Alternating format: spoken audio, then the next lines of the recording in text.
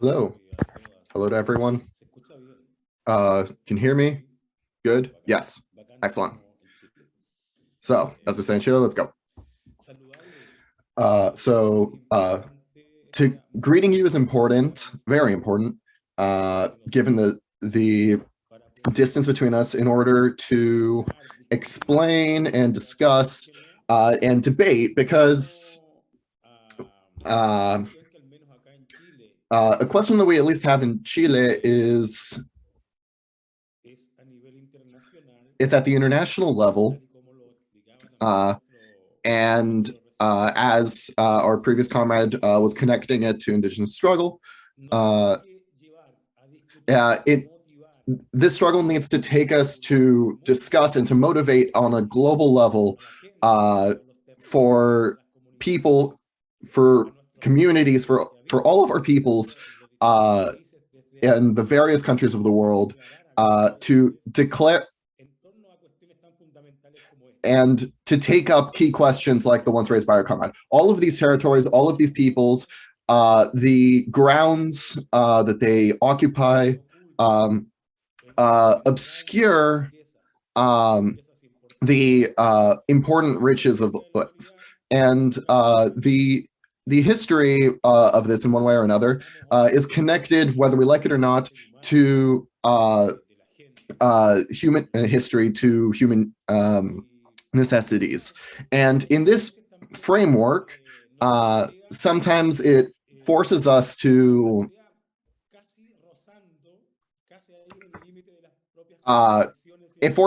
come up against the very contradictions of life itself.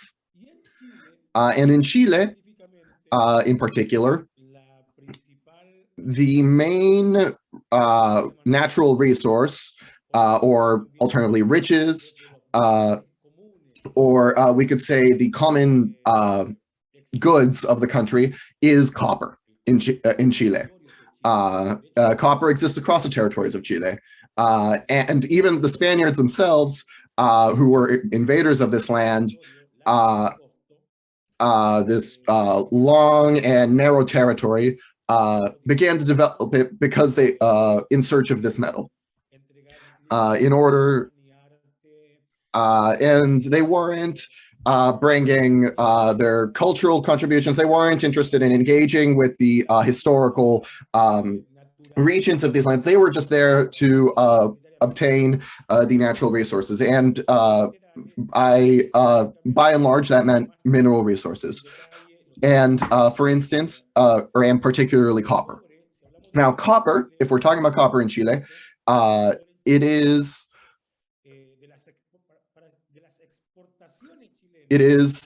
among Chilean exports. It comprises 50% of Chilean exports. And if we also take into account what that means for the Chilean state and for its governments, the exploitation of copper puts us in a framework where, or it's a very contested framework, because the exploitation of these resources and our relationship to the environment affects not just, and concerns not just the needs of the people, but also the ecological limits of Chile. So as the question of respecting these natural resources is currently subordinated to the desires of a small group of businesses that want to obtain the profits off of these resources without addressing the needs of the Chilean people. And the Chilean people continue to have these various needs for education, food, places to live, etc. And the business groups are just taking everything. But before entering into the specific definitions of what we've been doing as workers, I wanted to take up a bit of what our last comrade was talking about. Here in Chile, there are various diverse environmentalist groups that are not in any way or and don't even have even really a class analysis of the situation of the environment and environmental protection, and the long-term preservation of the environment, but rather they come to the conclusion with a perspective that is capitalist. And they have a role that is very similar to what the business people themselves are saying. That so to say that the environmentalist movement in Chile in no way is providing a revolutionary solution to the situation, because, as I'm saying, they don't have a class perspective, but rather they're looking at it from a perspective of coexistence with capitalism, and to try to work within the liberal framework of Chilean politics. And they do not propose radical solutions to the social and political problems of our country. And all the criticisms that they make, or that we and all the critiques that we raise in the context of our demands for nationalization are they're measures that are that when they're coming from the environmentalists is trying to just maintain the existing bourgeois system. And we need to bring a class-based analysis to this, a revolutionary perspective to this, and to understand what is extractivism. Now, we don't, here in Chile, in the Chilean reality, we present ourselves as a national workers' movement that is leading an anti-capitalist fight. And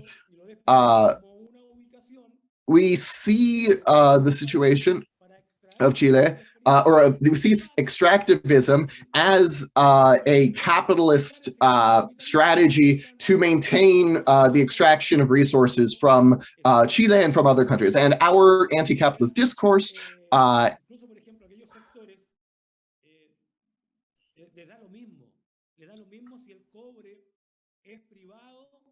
and the extractivist perspective, it almost makes it not matter whether it's a state industry or a private industry, because if the extraction is halted, we are not looking to help the mining companies. We're against the mining companies, whether they're private or whether they're state enterprises. However, we want to nationalize them in order to take a step towards workers' control of these industries, so that we're not just pillaging this country's resources, but rather, and we're not, so that we don't contaminate the waters of our country and kill the flora and fauna of the country, and hurt the communities that live in the areas that are subject to mining. We want the working class that produces this wealth that we're extracting, and including copper.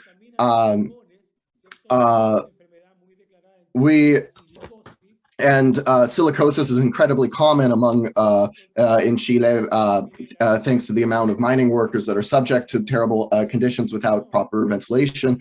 This silicosis ends up killing people as a result. But all of these professional illnesses, as we say, that are connected to copper are, in this framework, we say we are against the mining industry. The only thing they do is to fill their coffers with the riches of Chile, to take it without leaving anything here for the people, to solve the real problems of the working class, because there are very real problems for our working class. There's poverty, there's severe exploitation, and education, even education is not guaranteed for the working class. Well, we need to pay for it ourselves in the current Chilean system. And it's the same for rent. It's the same for all aspects of our lives. There is no guaranteed access to anything in Chile for the working class, to health, to education, where to live. There isn't even the slightest provision. Even there's hunger in the working class. Even a worker with 40 years of experience in the building trades is going to end up on a pension that of a tiniest percentage of their own savings. So a worker, for example, I'm thinking of, I'll say this in terms of euros.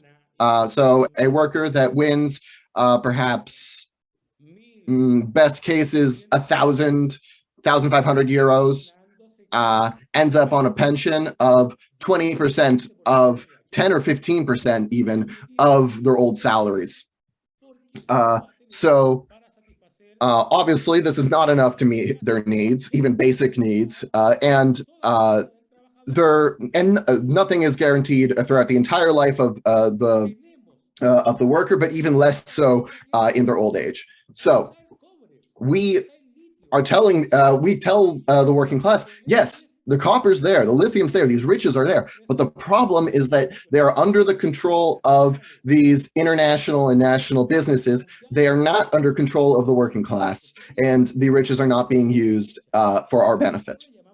Now, we call, in 2019, we had what we call the October Revolution in Chile, of breaking with the decades of privatizations that began under the Pinochet regime and continued since then. And in the 90s, we reached this so-called democracy after Pinochet, but we continue to be subjected to the whims of the bourgeoisie.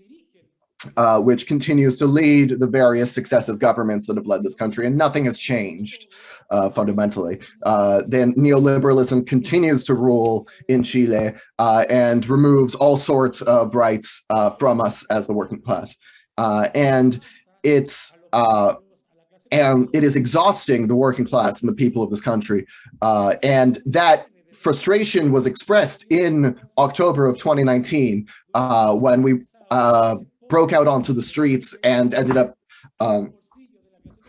to protest against the injustices of the last 30 years. Workers took the streets.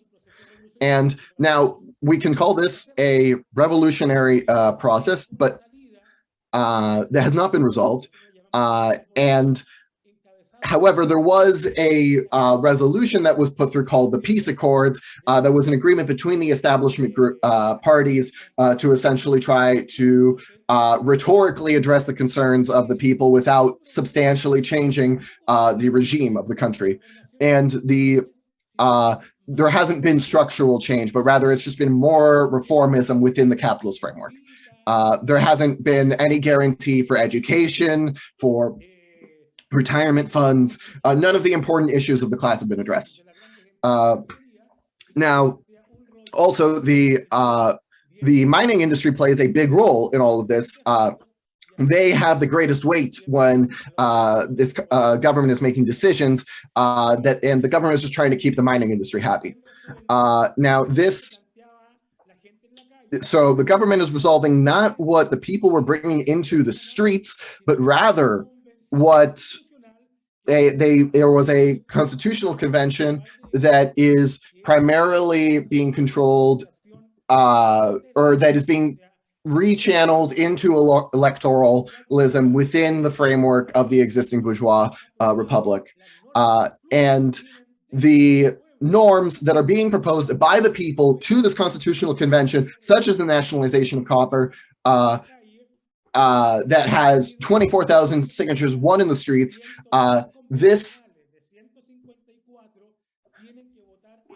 According to the Constitutional Convention system, 103 out of 150 representatives need to vote for this norm in order for it to be approved. And that's not going to happen. It won't be approved. And we knew that since day one. It's not possible to win this norm inside the constitutional convention system because we are we as the IWL are some of the only people that are raising these class conscious concerns into this forum. And it's not just that so it's not just that the private industry holds copper, but rather 30% of it is under control of just one company, and a much.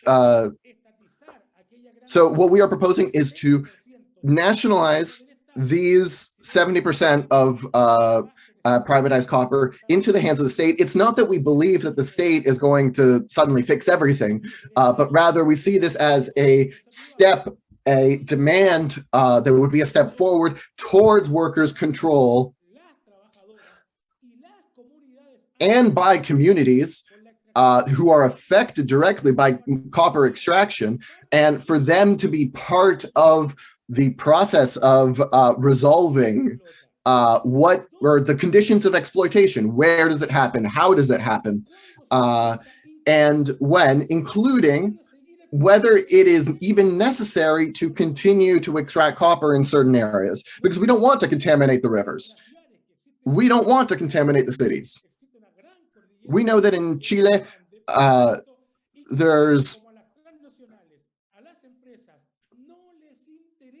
and we know that the Chilean companies are not interested in any of these conditions of life concerns, because that would go against their capitalist prerogatives.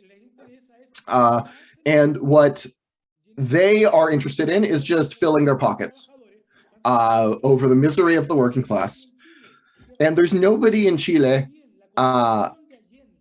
who, I mean, if we look at the constitution under Allende, the program of 1971 that explains that in Chile, the government and the popular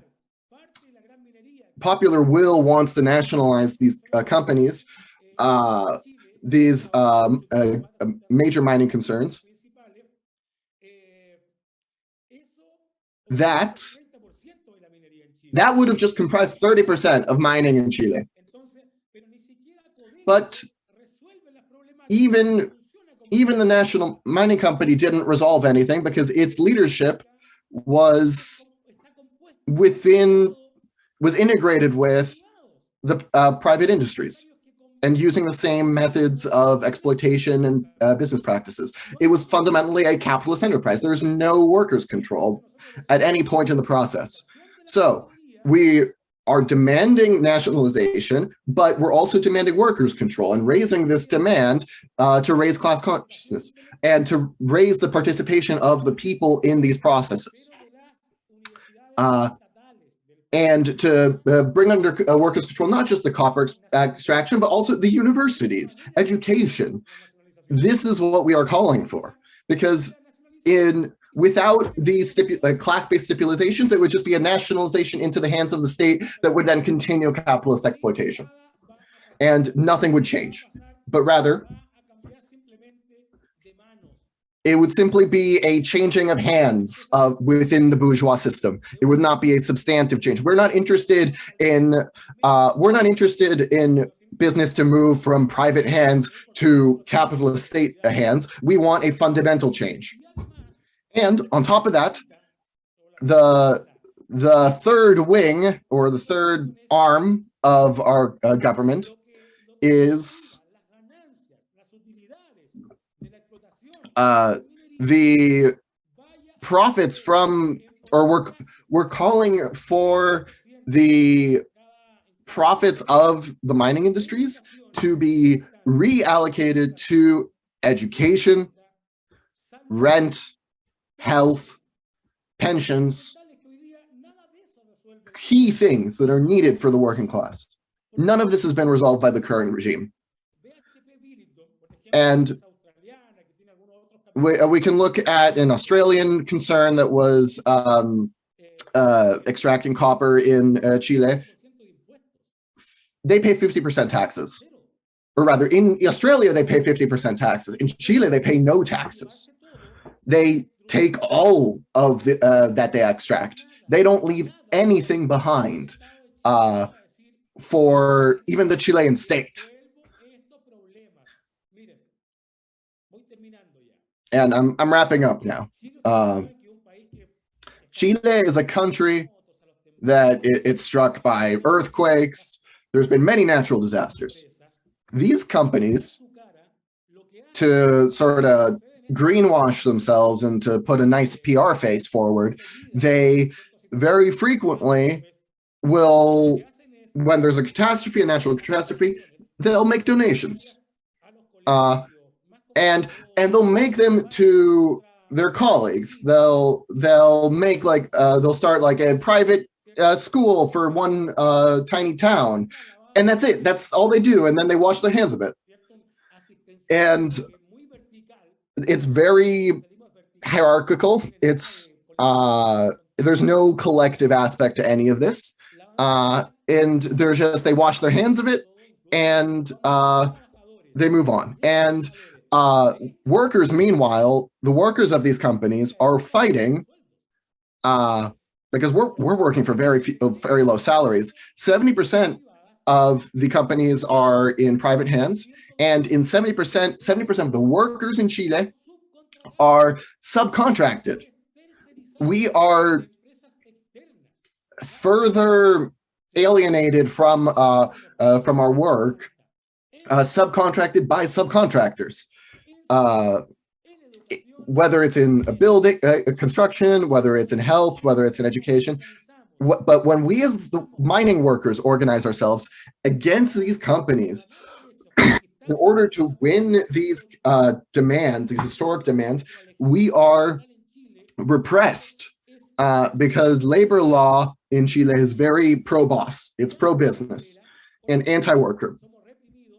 So we're repressed and we're jailed for fighting for our rights, for workers' rights. So the logic leads us to the conclusion that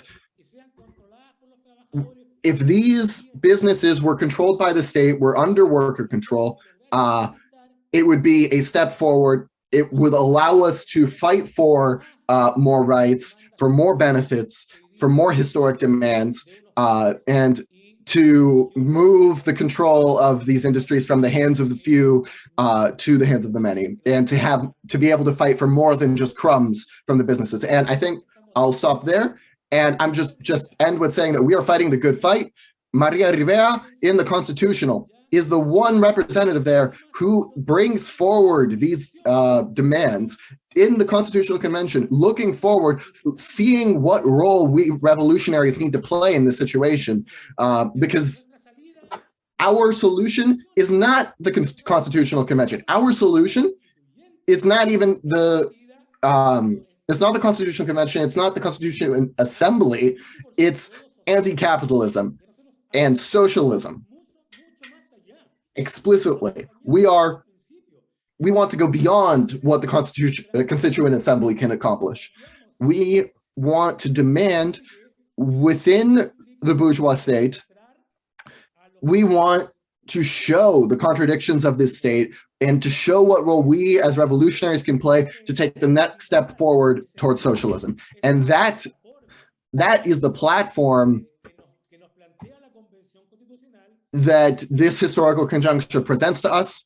And the Constitutional Convention, while not providing the solution, allows us an opportunity to speak to the masses and to bring these perspectives to the people, and to show that these demands exist. The natural resources for all this exist for us to be able to accomplish our goals, and we need to take action. Workers are killed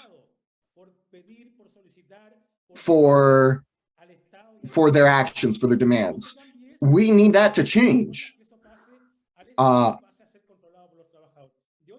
We need things to pass. We need control of these industries to pass to the state and then to be controlled by the workers. And above all, we need to show to the working masses that there is another alternative possible, that there's so much more as possible than what is currently being proposed by the bourgeoisie and the Constituent Assembly. we can move towards a different society, a society that a new solution, a worker state, as we would say, socialism, as we would say. So, thank you. I tried to sum this up as quickly as possible because there's been so much going on in Chile. But I wanted to explain this nationalization demand we were raising and how we view this demand in the context of Chilean politics. And there's all these indigenous peoples. There's the Aymara in the north, there's the Mapuche in the south, and all of their and we are fighting shoulder to shoulder with them. They are our comrades in this process.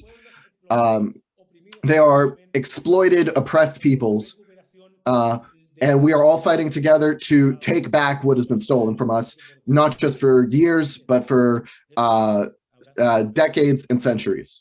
And I'll leave it there. Thank you.